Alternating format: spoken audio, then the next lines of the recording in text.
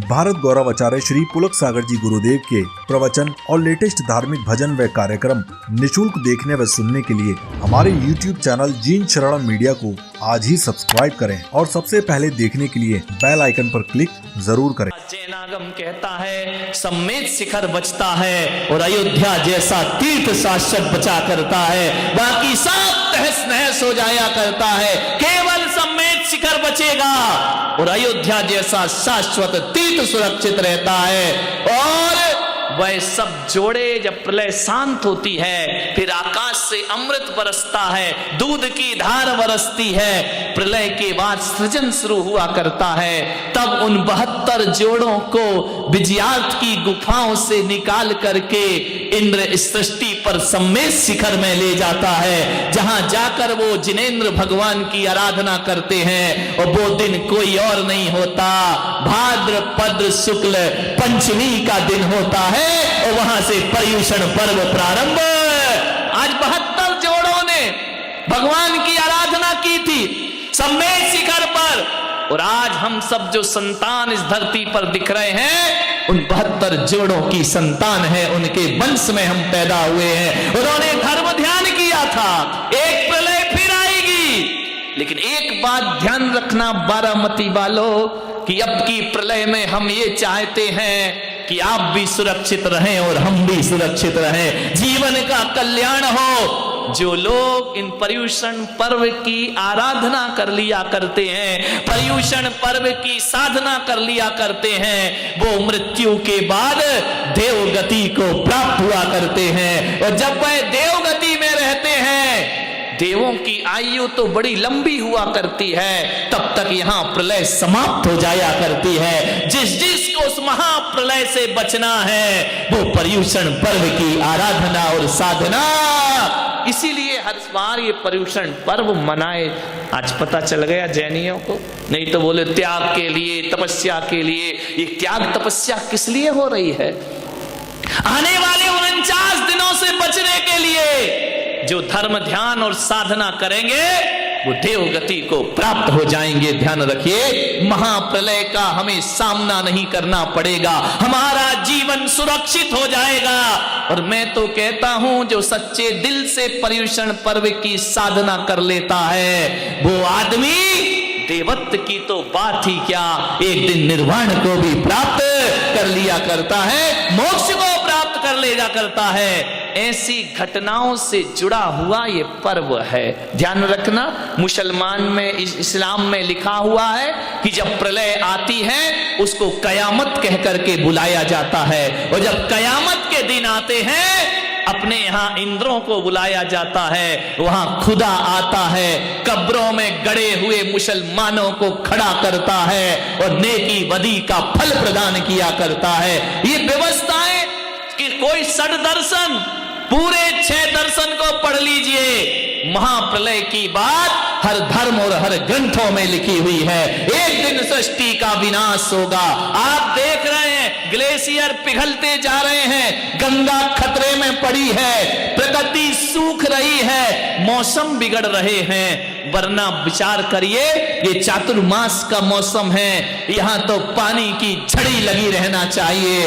पता नहीं चलता कब गर्मी आ गई, कब चली गई। ठंडी में ठंडी नहीं लगती है, गर्मी में गर्मी नहीं लगती है, बरसात में पानी नहीं बरसता है, सब वातावरण बिगड़ गए हैं। आप सोचिए, भारत देश जो हरा हरी सस्य श्यामल देश कहलाया करता है, आज इस भारत देश में सावन भादों में भी लोग पानी की बूंद को बरसा कर रहे हैं, बंजर हो रही है जमीन। ये महाप्रलय की तैयारियां हैं मेरे भाई, ध्यान रखिए।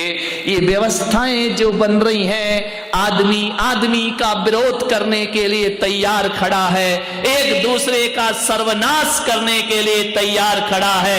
ऐसी चीजों का आविष्कार हो रहा है जो हमें नष्ट नाबूद करने को तैयार खड़ी हैं। ऐसे में ए भोले मानव, जीवन को सार्थक करना है तो धर्म ध्यान की धूरी से लग जा, तेरा कल्याण होगा, तेरा उद्धार। चलती चक्की देख कर दिया कबीरा रोए।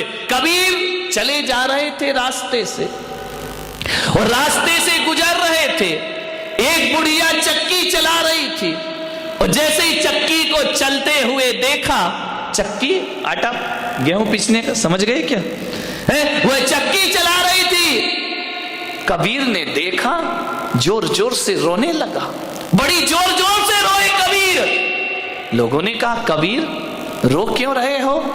थोड़ी देर बाद कबीर हंसने लगे, बहुत जोर जोर से हंसने लगे। लोगों ने कहा, कबीर हंसे क्यों और रोए क्यों? कबीर ने कहा, ये बुढ़िया जो गेहूं पीस रही है, इसे देखकर मुझे हंसी आ रही है और इसे देखकर मुझे रोना आ रहा है। बोले, क्या मतलब, क्यों रो रहे हो और क्यों हंस रहे हो? तो कबीर ने कहा, रोना तो इसलिए आया कि जब ये चक्की चलाती है और उसमें जब गेहूं डालती है तो चलती चक्की देखकर दिया कबीरा रोए, दो पाटन के बीच में साबित बचा न कोई। जैसे दो पाटों में एक भी गेहूं साबित नहीं बचा, सब पिस जाते हैं। कबीर कह रहे, वही इसलिए मुझे रोना आया कि जन्म मृत्यु के दो पाटों में हमारी आत्मा भी पिसती रहती है, ये संसारी प्राणी भी पिसते रहता है। जन्म और मृत्यु के बीच हम पिस रहे हैं। कबीर जोर से हंसे। बोले, अब क्यों हंस रहे हो? कबीर ने कहा, चलती चक्की देखकर हंसी आवत है मोय, कीली से चिपका रहे मार सके ना कोई, कीली से चिपका रहे मार सके ना। कबीर ने कहा, कभी चक्की देखिए आपने चलती हुई? चलती है, गेहूं डालो पिस जाता है, आटा बन जाता है। कबीर ने कहा कि देखो, चक्की के बीच में एक कील हुआ करती है और जो गेहूं कील से चिपक जाता है उसे कोई पीस नहीं सकता, वो आटा नहीं बनता। और वही कबीर की बातें मैं पुलक सागर कह रहा हूं कि जो इस पंचम काल में धर्म की कीली से चिपक के रहेगा, कोई मौत उसका कुछ नहीं बिगाड़ सकती है, जन्म मृत्यु से परे हो जाया करता है। लेकिन जो धर्म से दूर भागेगा, ध्यान रखना, वो गेहूं की तरह अपनी जिंदगी को बर्बाद करते रहता। मान्यवर, गेहूं तो पिस के फिर भी भोजन बनने के काम आता है, आप और हम तो पिस के किसी के भी काम आने वाले नहीं है। ध्यान रखिए, आपसे निवेदन, उत्तम क्षमा धर्म है। क्षमा क्या होती है? क्षमा कैसे धारण किया जाए? क्षमा मेरे जीवन में कैसे उतरे? मैं क्षमाशील कैसे बनूं? ये बातें अभी नहीं करूंगा। दोपहर को 4 बजे आना, ध्यान रखना, 4 बजे एक क्षमा की क्लास लगेगी और आप देखते देखते पाएंगे कि बरसों से जिसके प्रवचन सुनते रहे, बरसों से जिसकी बातें करते रहे, क्षमा को अर्घ चढ़ाते रहे, लेकिन हम क्षमाशील नहीं बन पाए।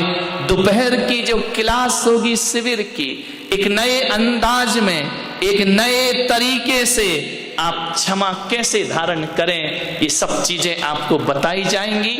मैं ये नहीं कहूंगा कि गुस्सा मत करना, मैं ये नहीं कहूंगा कि क्षमा के समय मौन हो जाना, नहीं मेरे भाई, मैं ये नहीं कहूंगा कि क्षमा के लिए दीक्षा लेना पड़ेगी, मैं ये भी नहीं सिखाऊंगा। मैं तो केवल आपको इतना बताऊंगा कि क्षमा हमारा स्वभाव कैसे बने, क्षमा हमारा जीवन कैसे बने, कैसे हमारे जीवन में क्षमा नहीं आ पाती है, कौन सा फॉल्ट है, ध्यान रखिए, कौन सी कमजोरी है जिसकी वजह से हम क्षमा में जी नहीं पाते हैं। तो दोपहर को क्षमा के बारे में विशेष जानकारियां आपको मिलेंगी।